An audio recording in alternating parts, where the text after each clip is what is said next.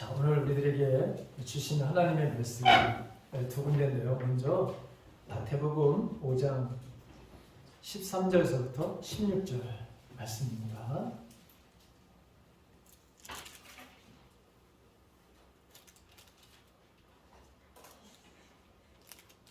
같이 봉독합니다.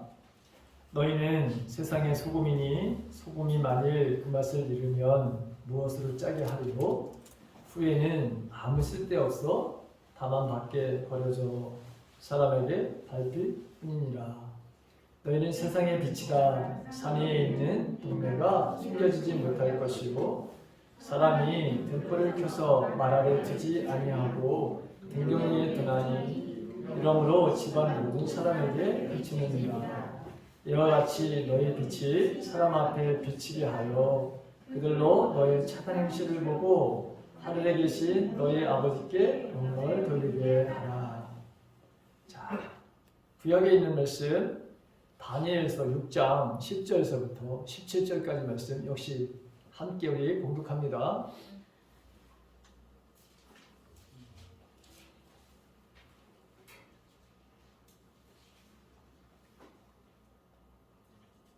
다같이 시작. 다니엘이 이 조서에 왕의 도장이 찍힌 것을 알고도 자기 집에 돌아가서는 입방에 올라가 예루살렘을 향한 창문을 열고 전에 하던 대로 하루 3번씩 무릎을 꿇고 기도하며 그의 하나님께 감사하였더라.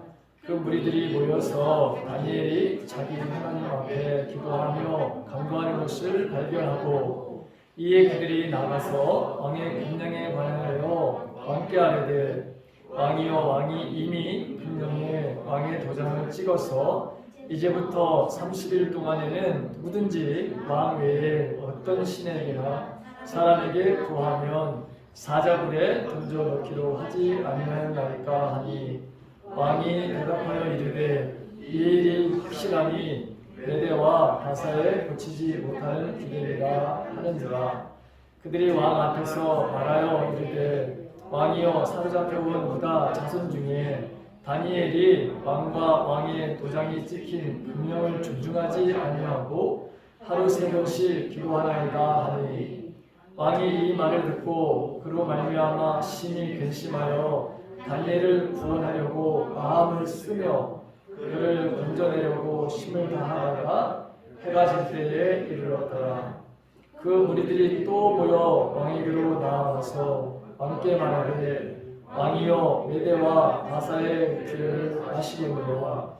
왕께서 세우신 금령과 법도는 고치지 못할 것이니라 하니 이에 왕이 명령하며 다니엘을 끌어다가 사자굴에 던져 넣는지라. 왕이 다니엘에게 이르되 내가 항상 섬기는 너의 하나님이 너를 구원하시리라 하니라. 이에 돌을 굴려다가 불먹이를 막으매 왕이 그의 도장과 귀족들의 도장으로 공하였으니 이는 다니엘에 대한 조치를 고치지 못하게 하여 함이었더라. 아멘.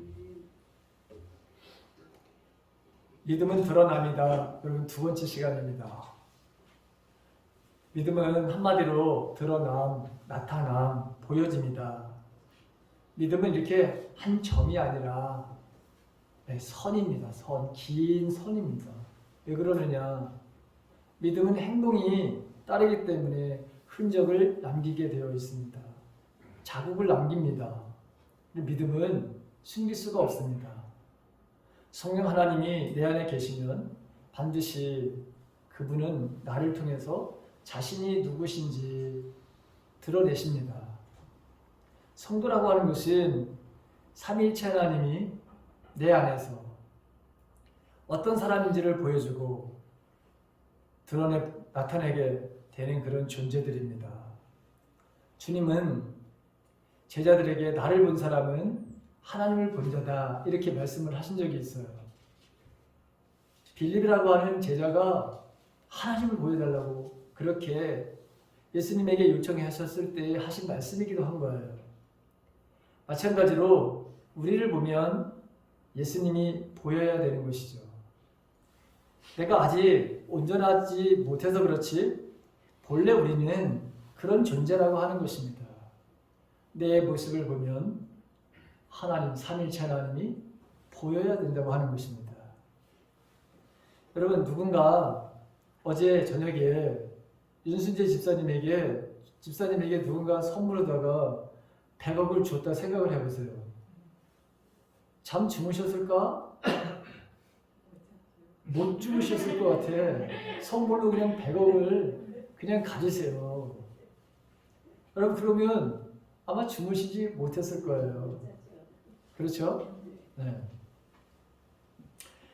여러분, 토요일마다 그 로또 하잖아요. 추첨하잖아요.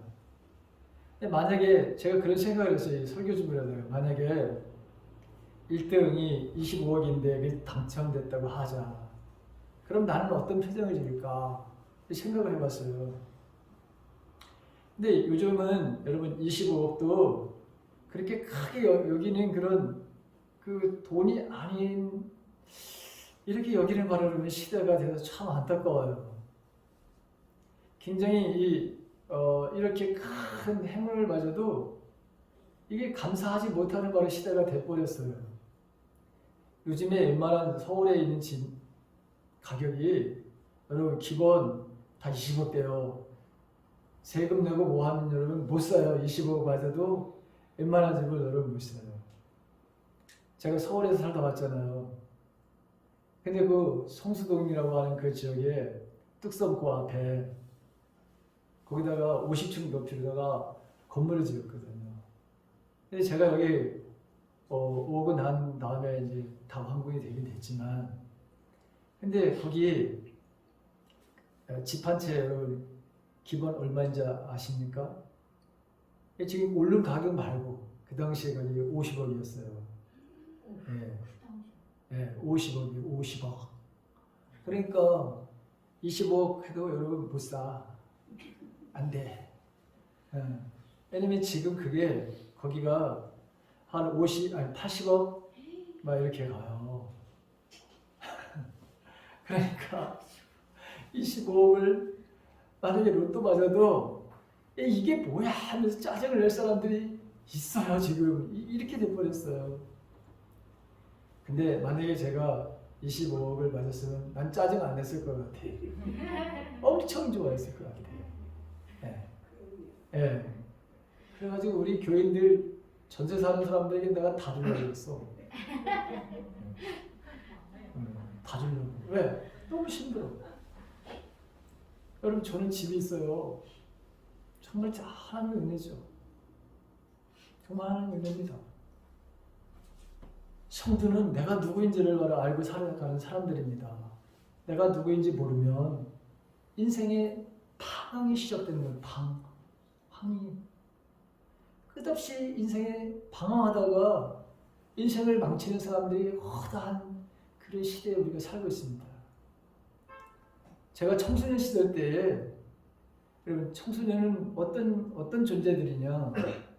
질풍노도의 그런 존재들이다.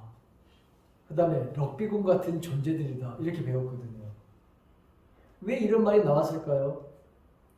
내가 내 자신을 모르기 때문에 그렇게 그냥 바람 부는 대로, 폭풍이 부는 대로 그렇게 예측 못하는 어떤 행동과 이런 삶을 바로 살아가는 것이 이게 마치 청소년 시대에 당연한 걸다가 그렇게 가르쳐왔고 그렇게 배워왔어요. 요즘에는 어르신들 이런 말씀 들어봤어요? 이런 말 들어봤어요? 지랄 총괄의 법칙이라고? 이게 참 아주 속된 말인데 지랄 총괄의 법칙이라고.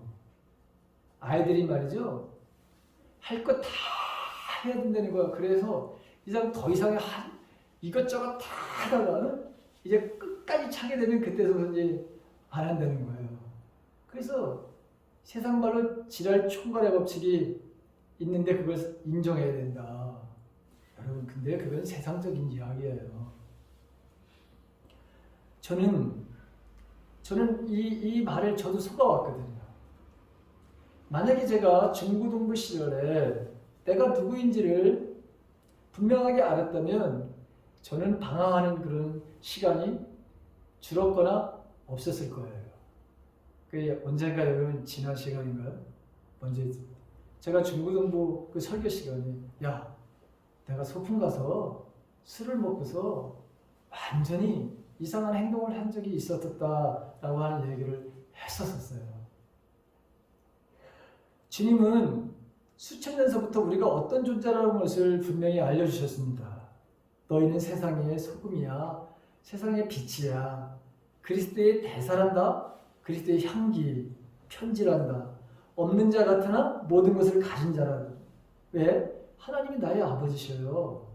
그분은 이 세상을 창조하신 창조주 하나님이세요. 그러다 보니까 우리는 다 가진 자야. 남을 부욕해 하는 사람들이야. 주님과 공동 상속자고요. 왕같은 제사장이고 하나님의 백성이고 파수꾼이고 우리가 그리스도의 군사고 그다음에 우리가 여러분 마라토너라는 거예요. 마라토너. 100m 달리기가 아니라 긴 마라토너. 그리고 우리를 양이라고 보고 우리를 하나님의 성전이라고 하고 그리스도의 지체라고 하고 우리를 그리스도의 신부라고 이야기하고 하나님의 사람이다. 하나님의 비밀을 맡은 자들이다. 또 아주 더 큰 말을 도전해주는 말씀이 있는데요. 베드로만 그런 게 아니라 모든 12명 제자가 똑같이 그렇게 얘기했어요. 그런데 막상 예수님이 잡히는 그 순간서부터 다 도망갔네. 아예 배신도 한 그런 제자도 있네. 그래 부활하셔서 딱 나타나시니까 어쩔 줄 모르죠. 그 제자들이 아니 그렇게 맹세를 하고 다짐을 했는데 다 도망가 버렸잖아요. 그러니까 예수님께서 괜찮아. 그렇게 말 여기 불 다 켜주세요. 이거 다 깜깜해가지고 깜깜하게 나올 거예요. 이거 다 켜주세요. 방송실 이거 다 누가 가서 다 켜줘요.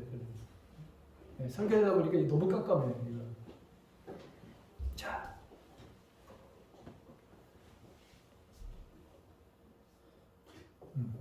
이제 좀 저 얼굴 보이죠? 여러분들도 얼굴 환하게 좀 보이네요. 그리고 또 두 번째로 하신 말씀이 있어요. 두 번째로 하신 말씀이 뭐냐? 성령을 받으라. 네. 예수님께서 살아계실 때에 제자들에게 항상 말씀하신 것이었어요. 내가 아버지께로 가는 것이 너희들에게 유익하다. 성령이 오시면 너에게 성령이 오셔야 너희들이 내가 가르쳐준 이 모든 것들을 알게 하시고 깨닫게 하시고 그리고 미래 장래일도 그 성령께서 너희들에게 알려주셔. 그 보혜사 도움이에요. 헬퍼 도움이 카운셀러 상담가 여러분 변호사 그 역할을 해줄 보혜사 성령이 너희들에게 꼭 오게 돼 있어. 이렇게 말씀을 하셨거든요. 그래서 성령을 받아야 돼. 이렇게 말씀하신 거예요. 그러면서 이분이 이제 부활해서 승천하게 하실 때 제자들에게 간곡하게 부탁한 것이 있어요. 너희들 예루살렘을 떠나지 말아야 떠나지 말아라.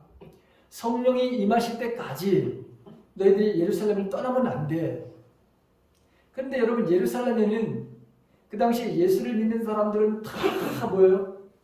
공포에 질도록 그렇게 핍박과 어려움이 왔거든요. 근데 예수님이 절대로 떠나지 마라. 이렇게 말씀하신 거예요. 그래서 그들이 정말 떠나지 않고 마가의 다락방이라는 곳에서 겨우 120명이 그렇게 많이 예수님을 따라다녔던 사람이 많았거든요. 근데 남아있는 사람들이 겨우 120명 정도뿐이 안 됐던 거예요. 그 120명이 모여서 뭐 했을까요? 기도했잖아요.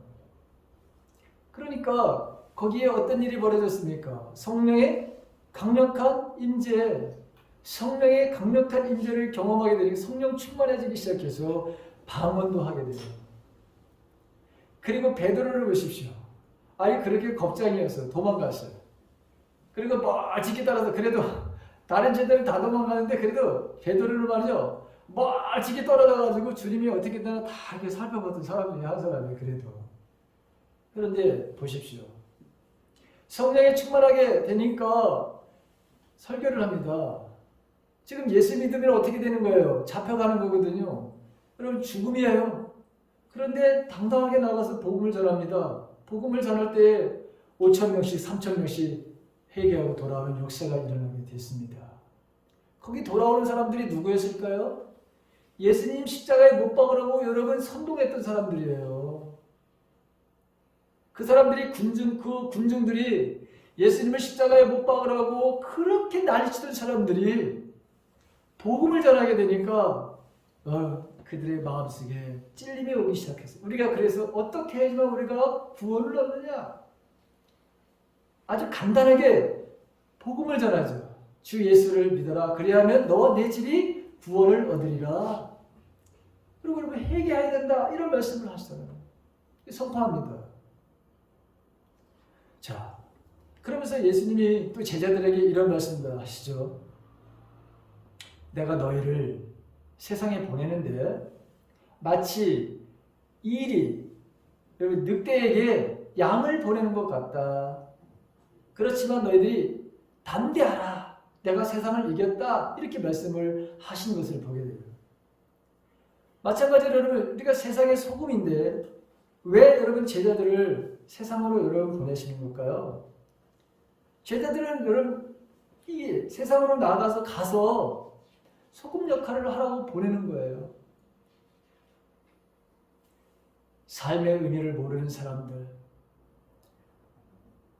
내가 누구인지를 모르는 사람들, 예수를 알지 못하는, 주님을 알지 못하는 사람들에게 그들이 가서 삶의 의미가 무엇인지, 사명이 무엇인지, 인간은 어떻게 살아야 되는지, 어떻게 구원을 받는지 이 모든 것들을 알려주는 역할을 누군가는 해야 되는데 바로 제자들이 그 역할을 해야 하기 때문에 제자들을 세상에 여러분 보내지만 내 마음은 이래. 그런 너희들 두려워하지 마. 한마디로 말하면 쫄지 마. 내가 이겼잖아. 봐라. 이렇게 여러분 말씀하시는 것을 보게 되죠. 여러분 소금은 맛을 내는 조미료 역할을 하잖아요. 음식을 먹을 때 여러분 소금이 없으면 맛이 없어요. 근데 저는 굉장히 싱겁게 먹어요. 공국 끓이잖아요. 그럼 굉장히 저는 소금을 거의 안 넣어요. 왜냐면 반찬이 있으니까 그거하고 맞더라고요. 우리 자녀들이 제 공국 먹는 거 보면 저 무슨 맛으로 먹지? 좀 밋밋하잖아요. 소금 안 넣으면 굉장히 밋밋하잖아요. 근데 저는 여러분 그렇게 먹어요. 근데 어쨌든 소금이 들어가게 되면 여러 가지 맛을 내게 됩니다. 근데 성도는 이 세상에서 맛을 내는 존재라고 하는 거예요. 성도는 세상 사람들에게 삶의 의미를 주는 존재라고 하는 거예요. 우리는 허무하고 의미 없는 세상이라고 그렇게 진단을 하고 살아가는 사람들. 될 대로 되라. 여러분 이 코로나 바이러스로 인해서 그 바이러스로 죽는 사람들보다 자살을 해서 죽는 사람이 더 많다는 걸 아십니까? 코로나 바이러스로 걸려가지고 여러분 죽는 사람보다 자살하는 사람이 더 많아요. 우리나라도 여러분 하루에 얼마나 자살을 할까요? 여러분 평균 50명이 죽습니다.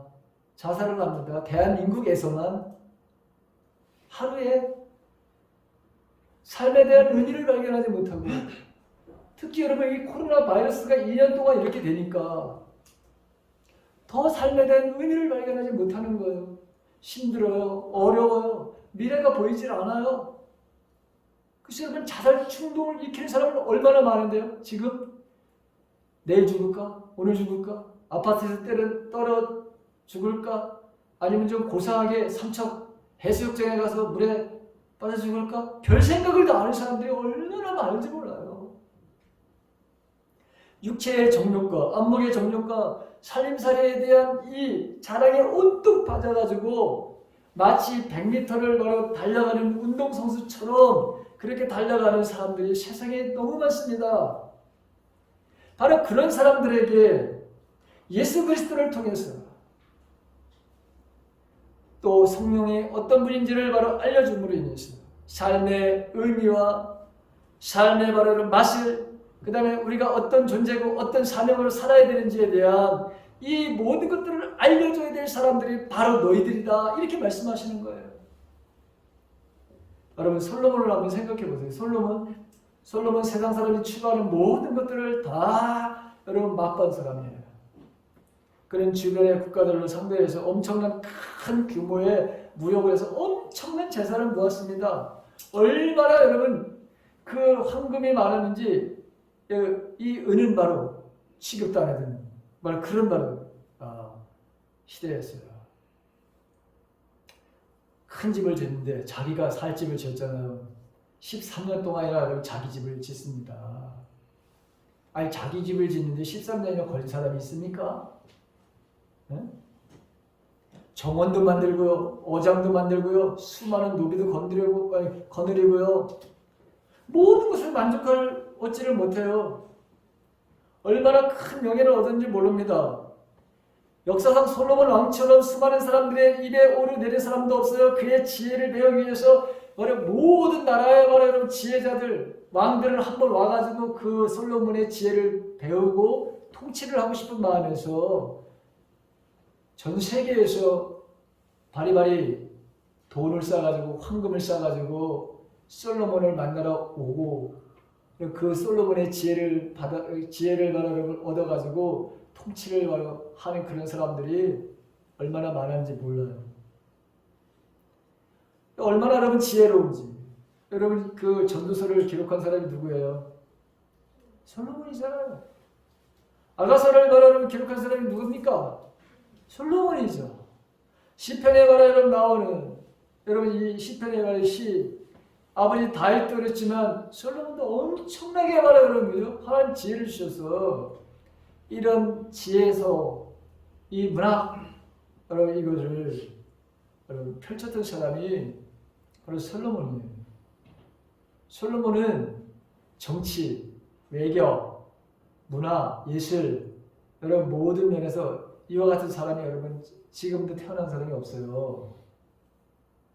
현재까지 인류 역사에 솔로몬과 같은 인물이 나오질 못했어요. 지금도 그렇게 똑똑하고 IQ가 얼마 여러분 솔로몬 같은 인재가 없다니까요. 하다가 여러분 무슨 짓까지 했느냐? 여러 나라의 여러분 미스 코리아 1000명을 와이프로 삼았어요. 자기 와이프를 삼았다고 미스 코리아들을.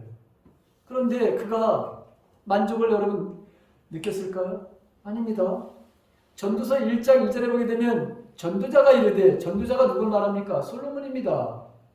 헛되고 헛되니 모든 것이 헛되도다 하였어요. 그 결론이 그거예요. 이처럼 예수 그리스도를 떠난 인간의 삶은 의미가 없고 헛되다. 세상 사람들이 추구하는 것은 여러분 이런 솔로몬이 추구했던 거 다 추구해야 하는 거 아니에요? 그런데 오히려 더 갈증을 느끼게 되고 바닷물을 먹은 것 같이 그리스도와 복음이 없는 인생이라고 하는 것은 이런 무의미하다라고 하는 그런 결론을 그가 맛보고 전하는 거예요. 그래서 인간의 본분이 뭐냐? 그럼 인간의 본분이 도대체 뭐냐? 하나님을 경외하는 것이다. 하나님을 믿는 것이다. 하나님을 알아가는 것이다. 이것이 인생의 본분이다. 라고 그렇게 결론을 내리는 것이 전도서의 마지막 절에 나오는 말씀입니다. 이렇게 허무한 인생을 가치 있고 의미 있게 만드는 사람들이 바로 저와 여러분들이라고 하는 것이죠. 그리스도를 믿고 성령의 능력으로 살아가는 사람들, 하나님을 만나면 인생의 참 변화가 오게 되어 있습니다. 참된 가치를 발견하게 됩니다. 그래서 복음은 내가 누구인지를 찾게 해주고 인생의 참된 의미를 부여해줍니다. 방황 이제 끝. 그 다음에 사명 삶. 이것이 바로 시작되는 거죠. 복음을 듣고 그리스도를 믿는 사람은 인생의 참된 가치와 보람과 사명과 우리에게 영원한 이 생명을 주셨다고 하는 것을 이 선물을 가지고 이 험난한 세상에서 자신만만하게 담대하게 살아가는 거예요. 소금은 음식에 들어가면 바로 음식이 썩는 것을 방지합니다. 이처럼 우리들도 세상의 부패를 방지하는 소금의 역할을 감당해야 된다는 것이잖아요. 이 세상은 부패에 있고 부패하지 아니한 나라는 인간은 단 한 곳도 없습니다. 자, 세상 사람들 보십시오. 과학과 교육을 통해서 세상을 개선시킨다고 할 수 있다고 말합니다. 여러분, 그러나 과학과 교육의 발달에도 불구하고 세상의 부패가 사라지나요?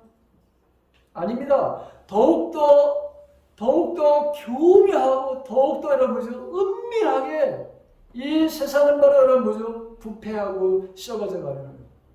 여러분, 대장동 그 사건이라는 게 도대체 뭡니까? 이게 인간의 바로 여러분 삶의 끝판을 보여주는 거예요. 이게 인간이라는 존재가 그렇다는 거예요. 예수 없으면 저렇게 된다는 것이 예수님의 말씀이에요. 저게 결론이야. 예수 없는 사람들의 결론이 뭡니까? 자기가 변호사면 뭐 할 거고 법관이면 뭐 할 거야? 인생의 결론은 대장동이야. 여러분, 그걸 깨달아야 되는 거예요. 저와 여러분들이. 노아 때의 세상을 보십시오. 얼마나 부패했습니까? 하나님이 어떻게 하셨나요? 심판을 하셨죠. 소돔과 고모라는 여러분 어땠나요? 의인이 바로 여러분 10명이 없어서 그 심판을 받았잖아요. 그럼 우리 세상은, 여러분 우리 지금 살고 있는 이 시대는, 우리 시대가 여러분 소돔과 고모라보다 우리가 나은가요? 노아 시대 때보다 우리가 여러분 더 나은가요? 윤리적으로 도덕적으로 우리가 낫다고 생각하십니까? 아닙니다. 지금 우리 사회는 노아 시대 때보다 더 타락해 있어요. 소돔과 고모라보다 더 우리는 악한 바라 여러분 그런 시대에 악한 사람들이 만드는 문화 속에서 우리 살고 있어요. 여러분, 지난주에 제가 다니엘의 바라는 새 친구 이야기를 했습니다. 바벨론의 포로가 되었지만 온 세상에 하나님의 살아계심을 나타내는 그 근신상을 만들어 세워놓고 절하라 잡는 욕망으로 즉 풀무 속에서 화형시켜버리겠다. 그런데 그들을 보십시오. 그들은 바로 살아계신 하나님을 믿었습니다. 우리는 이 풀무불 속에서 우리를 건져내실 하나님을 우리는 믿습니다. 그런데 여러분 보십시오. 그것보다도 한 단계 더 넘어가서 그렇게 하지 아니하실지라도 우리가 풀무불 속에 들어가서 죽는 일이 있다 하더라도 우리는 절대로 느부갓네살 당신에 절하지 않을 것이고 당신의 바로 만든 그 신상에게 우리는 절대로 절하지 않을 것입니다. 여러분, 분명하게 보여지는 이런 삶이 바로 여러분 소금의 삶이라고 하는 거예요. 지금도 성령님을 따라 살아가는 사람들은 이 세상의 부패를 막는 소금의 역할을 하면서 살아갑니다. 우리가 소금의 역할을 할 수 있는 것은 우리 안에 계신 성령님 때문에 그런 거예요. 요셉을 보십시오. 다윗의 삶을 보십시오. 모두가 바로 여러분 그들이 어떻게 바로 여러분 이런 소금의 역할, 빛의 역할을 그들이 이룰 수 있었는가. 심지어 12사도들과 초대교회의 성도들, 평신도들을 보십시오. 지금 예수를 믿는다고 하는 것은 감옥에 가는 것이고 여러분 죽는 상황입니다. 그런데 그들이 지금 자기들의 위협하는 사람들을 제거해달라고 기도했나요? 아닙니다. 이런 바로 억압과 이런 핍박과 심지어 우리가 죽을지도 모르는 이런 상황에서 우리에게 담대함을 주십시오. 우리가 나가서 하나님의 복음을 전할 수 있도록 그렇게 우리를 담대하게 해달라고 기도해 줬지. 그 자기를 억압하는 핍박하는 사람들을 없애달라고 기도하지 않았습니다. 그들이 바로 기도할 때 어떤 일이 벌어졌나요? 터가 여러분 터가 흔들렸다고 그랬습니다. 성령의 강력한 임재를 경험했다는 거 아니에요? 그러고 나니까 그들이 바로 나아가서 모든 사람들 앞에 당당하게 예수가 그리스도다, 예수를 믿어야 구원을 얻습니다. 당당하게 외쳤던 사람들이에요. 히브리서는 그런 사람들을 세상에 감당할 수 없는 사람들이었다 이렇게 말하고 있잖아요. 톱으로 서로 몸을 바라려면 자르는 그런 말의 시대, 이 사람의 말을 피부를 껍질을 바로 벗겨가지고 죽였던 말을 그런 말을 참혹한 말을 자락한 그런 핍박이 있었던 그 시대거든요. 근데 그들은 심지어 기름 가마에, 여러분 끓는 기름 가마에다 사람을 바라보고 집어넣는 그 핍박이 있는 그런 상황에서도 그들은 하나님의 영광을 바라보면서 주님의 바라보는 그 나라를 바라보면서 그들은 그 죽음을 그대로 다 받아들였던 사람, 그러니 세상이 그들을 받아들일 수 없는 사람들이다, 이렇게 표현했던 거죠. 그게 바로 여러분 초대교회의 성도들이에요. 그 사람들이 로마를 변화시켰던 사람들입니다. 소금이 여러분 맛을 잃는다. 여러분 소금이 맛을 잃으면 사람에게 밟힐뿐이다, 이렇게 말씀하고 있잖아요. 소금이 맛을 잃는다고 하는 것은 어떤 의미냐? 내가 누구인지를 모르고 살아가는 사람들, 그런 사람들은 짓밟힘을 바로 당하는 것이죠. 우리가 바로 빛이라면서요, 우리가 소금이라면서, 근데 빛과 소금의 역할을 하지 못하니까 오늘날 세상 사람들이 우리를 향해서, 교회를 향해서 개독교라, 저것들은 개독교다, 여러분 이렇게 지금 우리가 밟힘을 당하고 있는 것에 대해서 저와 여러분들은 어떤 마음을 가지고 계시나요? 여러분 주님의 마음은 정말 어떨까요? 내 자녀들이 빛이고 내 자녀들이 소금인데 세상 사람들에게 저렇게 밟히는 그 아버지의 심정을 한번 여러분 이해해 보셨나요? 주님의 마음을 여러분들 한번, 그 주님의 마음이 어떤 마음인지 한번 여러분 자세히 들여다 보셨나요? 예수님을 믿은 후에도 성령을 따라 살지 않고 자신의 바로 정욕을 쫓아 살아가는 사람들, 성령과 육신의 생각은 대적의 관계이다, 적대적인 관계라고 했습니다. 성령의 생각은 생명과 평안의 삶이라고 했는데, 육신의 생각은 여러분 음란, 간음, 시기, 질투, 분열, 분노, 방탕, 술 취함, 여러분 이런 모든 말을 연락해주기를 쾌락, 즉 한마디로 말하면 죽음이라, 이렇게 말하고 있는데, 예수님을 믿어도 삶에 대한 변화가 바로 없는 삶을 살아가는 사람들, 하나님의 성령이 떠난 사람들은 소금의 역할을 할 수 없습니다. 세상 사람들의 바로 조롱거리가 되어버립니다. 그래서 우리가 지금 이렇게 밟히고 있다고 하는 사실을 여러분 우리가 온몸으로 바로 여러분 이걸 받아들여야 되는 것이에요.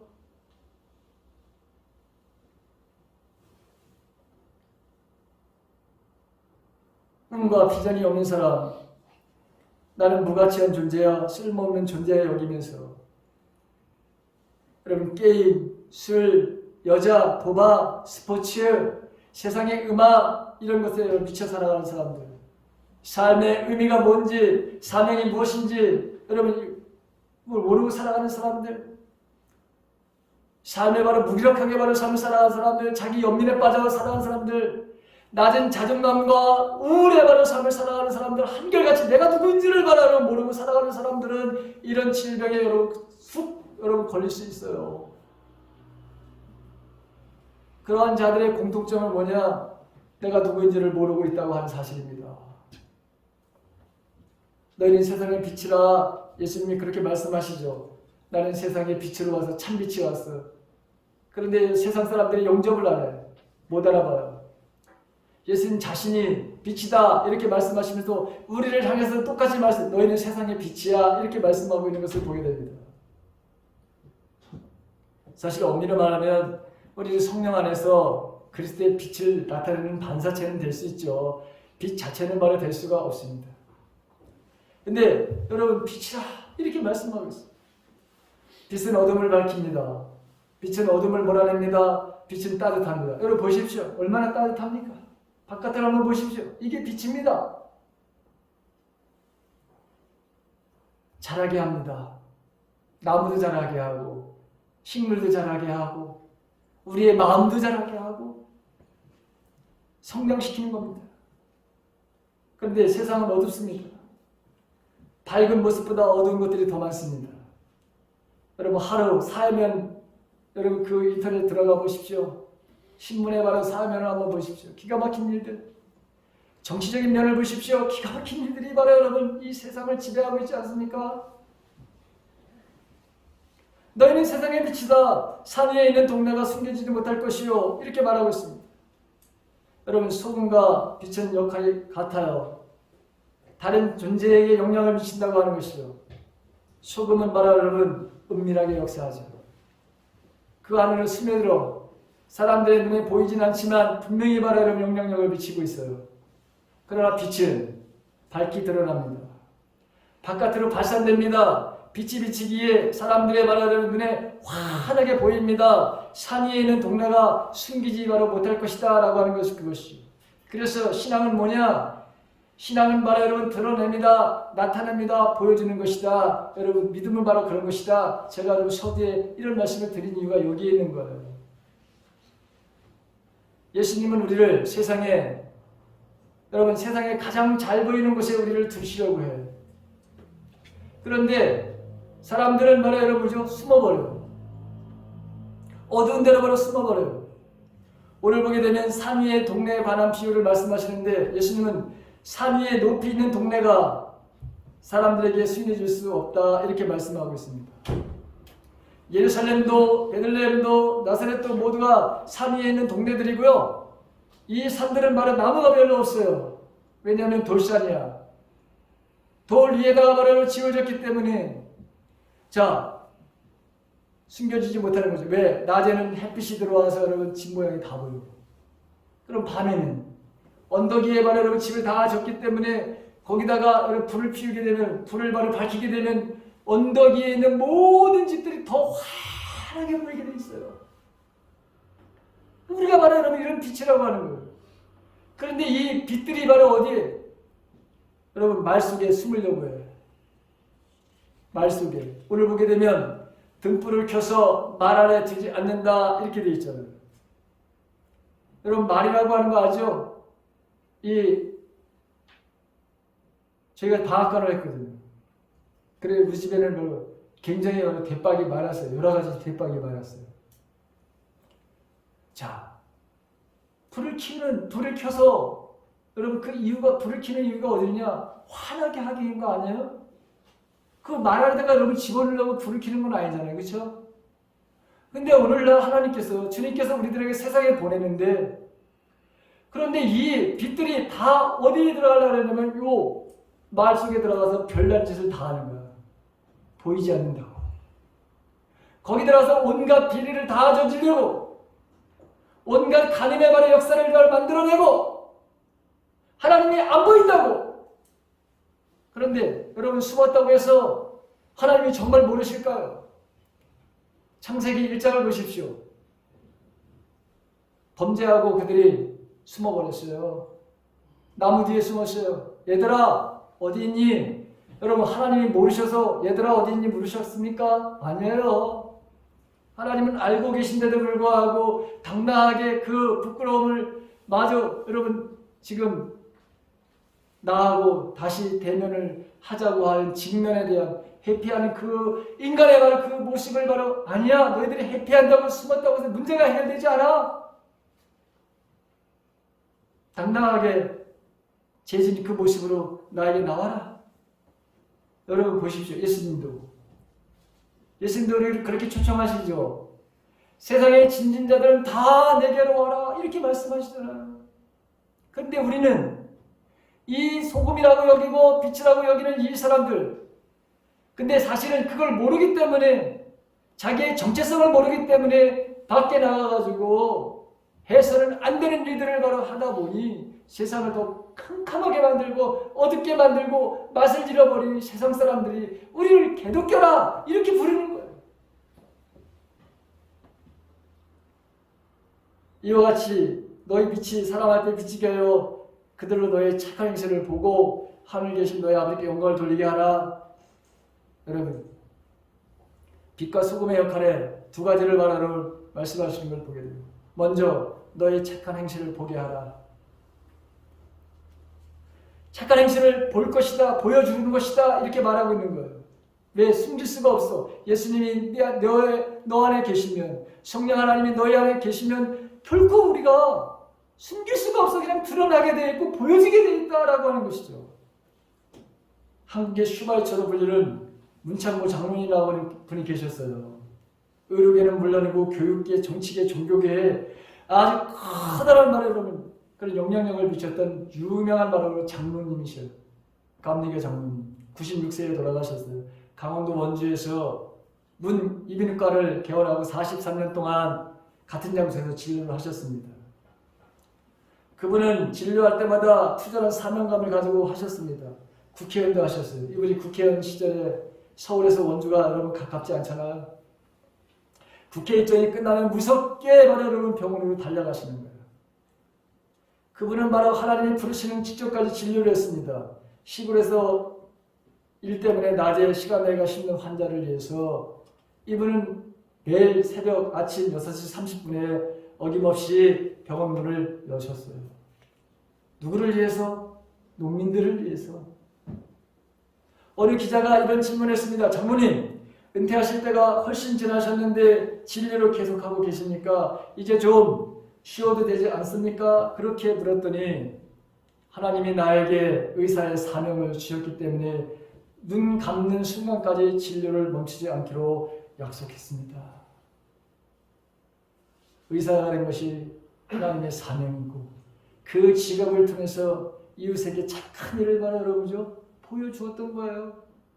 예수가 그 안에 있으니 아침 6시 30분이라고 하는 것 당연히 열어야 되는 것이고, 그래서 여러분 그분이 그냥 남한테 보여주려고 하는 것이 아니었는데 그냥 드러나게 되는 거. 왜? 성령이 우리 안에 들어오시면 성령의 열매를 통해서 사랑의 열매가 맺혀지고 마음의 평강이 오고 기쁨이 오고 인내가 생기고 착함, 선한 바라는 일들을 하게 되고, 그리고 신실한 사람이 되고 절제하는 사람이 되는 거잖아요. 근데 어떻게 이게 감춰집니까? 감추고 싶다고 해서 감춰지나요? 제가 아까 윤승재 집사님에게 누가 100억을 준다면 여러분 이게 감춰지는 거예요? 이게 감춰집니까? 안 감춰져요. 우리가 잘 아는 대로 하나님께 영광을 돌려라. 여러분 다니엘은 유다왕 여호야김과 함께 바벨론의 포로를 잡혀온 사람입니다. 여러분 여기 이 총리가 됐어요. 수석 총리가 됐죠. 다니엘의 바로 그 대적들이 고발을 근거를 찾지만 아무런 허물을 찾을 수 없어요. 그래서 그가 더욱더 왕의 바로 총애를 받아가지고 3명의 국무총리가 있었는데 수석 국무총리로다가 임명을 한 거예요. 다리우 왕이라고 하는 분이, 사람이 이 페르시아 제국에 얼마나 나라가 컸는지 아시죠? 120도를 나눴어요. 우리나라는 8도죠. 네? 페르시아 역사를 한번 보십시오. 페르시아가 얼마나 여러분 방대한 나라인가. 바벨론을 물리치고 그 넓은 나라 영토 120도. 도지사가 120명이야. 120명이니까 그 도지사의 바로 위에 국무총리가 3사람이야. 그 3사람 위에 특수석 국무총리가 다니엘이에요. 그러다 보니까 요 2명의 국무총리가 시기하고 있어. 왜? 남의 나라 이 지금 포로로 잡혀온 놈이 말이야. 어떻게 바로 2인자가 되느냐 이거죠. 어떻게 2인자가 되느냐. 그래서 이 다리오 왕을 꼬드겨 가지고 한 금령을 세웁니다. 이제부터 30일 동안 누구든지 왕 위에 어떤 신에게나 사람에게 기도하면 사자굴에 던져놓자는 것이었어요. 더욱이 그들은 왕 자신도 못 바꾸게 하려고 왕의 도장을 조서를 찍어가지고 그걸 요구했어요.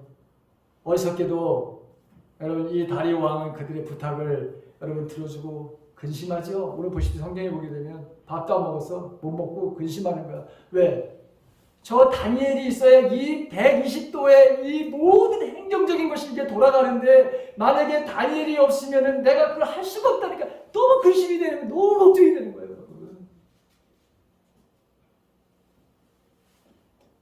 자, 오늘 10절에 다니엘이 이 조서에 왕의 도장이 찍힌 것을 알고도 자기 집에 돌아가서 윗방에 올라가서 예루살렘을 향한 창문을 열고 전에 하던 대로 하루 3번씩 무릎을 꿇고 기도하며 그의 하나님께 감사하였더라. 다니엘은 분명히 이 조세의 왕의 도장이 찍힌 것을 알았습니다. 왜?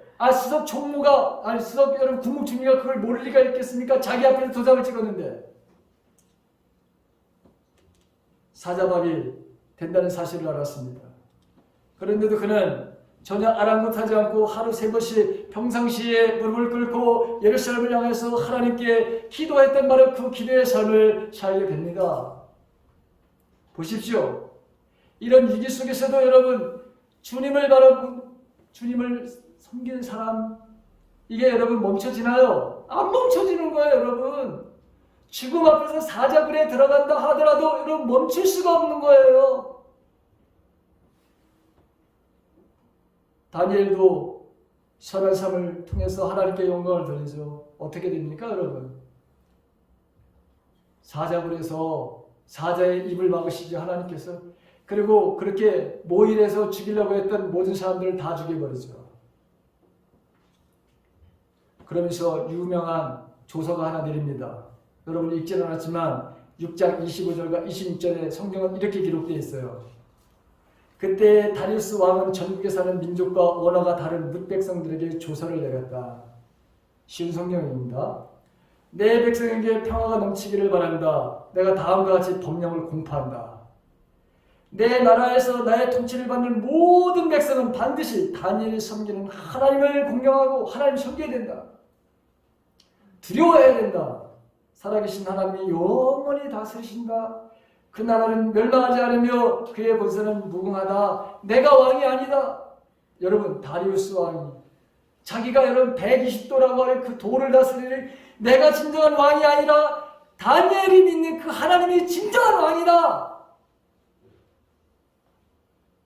여러분 이렇게 해서 이 다리우스 왕을 전도자로 세우는 것을 보게 돼요. 만약에 다니엘이 믿는 그 하나님을 만약에 믿지 않는다면 너희들은 어떻게 된다는 겁니까? 너희들 다 사형에 처하게 될 것이다. 이런 똑같은 이야기가 우리가 전 시간에 지난주에 다니엘의 세 친구 거기에 바로 느부갓네살 왕 똑같은 바로 여러분 조서를 써가지고 거기도 여러분 공포를 하죠. 이게 바로 여러분 저와 여러분들의 삶이라고 하는 거예요. 이게 바로 빛의 삶이고 이게 바로 소금의 삶이라고 하는 거예요. 여러분 믿음은 그래서 드러나고 보여주는 것이고 나타나는 것이구나. 오늘 우리가 이 본문을 통해서 여러분 이렇게 우리가 교훈을 받았어요. 우리가 이런 사람들입니다. 나의 삶을 통해 살아계신 삼위일체 하나님의 세상에 드러나며 살아가는 것. 이제는 여러분 말을 이쪽으로 듣고 이쪽으로 흘리는 것이 아니라 살아내깁니다. 그게 진정한 바로 여러분 그게 믿음 있는 사람들입니다. 이쪽으로 듣고 이쪽으로 흘려보내는 사람들은 아무 소용이 없습니다. 하나님의 말씀은 언제나 우리의 영으로다가 말씀하시는 것이고 이 영의 말씀이 어디로 내려와야 되느냐? 가슴에 내려가서 육비에 새겨야 된다. 이렇게 되어 있습니다. 우리의 육체의 이 가슴에 말씀이 새겨져야 그래야 그것이 열매를 맺게 되겠다. 저와 여러분들 이제 여러분 껍데기로 사는 인생을 그만두시기 바랍니다. 그만두시기 바랍니다. 여러분 주님의 산상보험의 결론이 뭡니까? 마태복음 5장, 6장, 7장은 다 산상보험에 대한 여러분 주님의 가르침입니다. 결론이 뭡니까? 하나님의 말씀을 즉 주님의 말씀을 듣고 행하는 자는 이게 슬기로운 지혜로운 자다. 반석 위에다가 집을 짓고 살아가는 사람들이다. 창수가 난다. 인생에 바로 고난이 온다. 어려움이 온다. 이 삶에 대한 말하는 시대가 정말 어려운 시대가 오게 된다. 그렇지만 무너지지 않는다. 반대로 내 말을 듣고 행하지 않은 사람은 어리석은 자와 같은데 어떤 사람들이냐? 모래 위에다 집을 지은 사람들이다. 그 모래 위에다 집을 지은 사람들은 어떤 결과를 가져오느냐? 비바람이 오고 창수가 나면 무너짐이 심히 크다 이렇게 말씀하신 거예요. 거기 왜 심히 크다고 말씀하셨을까요? 왜 요란하다고 이런 말씀하셨을까요? 보십시오. 소위 기독교 가정이라고 하는 그 가정 속에서 오늘날 여러분 그 무너지는 것을 보십시오. 소위 기독교 가정이라고 하는 그 가정이 무너지는데 세상은 여러분 무너지는 게 얼마나 여러분 요란하게 무너지고 있습니까? 아니 하물며 소위 기독교 가정이라고 하는 이 지금 반석에 세우지 않아서 모래에 의해 세운 집을 짓고 살아가는 이 소위 기독교를 하나님을 믿는다고 하는 사람들 모양만 경건의 모습만을 띠고 있는 바라 여러분 소위 이 껍데기와 같은 바라 여러분 이 기독교인들 여러분들 한번 진지하게 여러분 일주일 동안 한번 생각해 보십시오.